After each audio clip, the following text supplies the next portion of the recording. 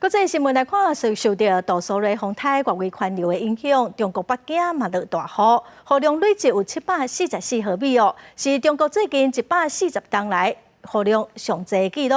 当地做大水，已经造成21个人死亡，阁有几十万人撤离。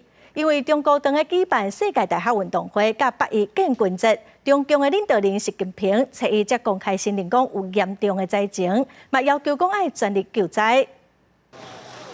救援人员坐手龙艇，在淹水的车路找找受困的民众。因为水淹超过1层楼悬，有民众在3楼等待救援。中国河北省最近就超磅的大水雨，地区真侪所在拢做大水。北京市气象局表示，为顶礼拜六到这礼拜三早起为止，测到744.8毫米，雨量是真惊人。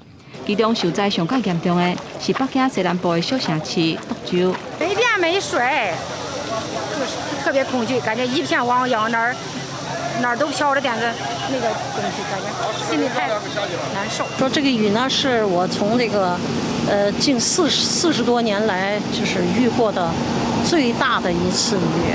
北京拄到140年来上大的大水雨，附近的地区拢受到牵连。破纪录的雨量，地区真侪气象站记载袂调，电力通信设备故障失去联络。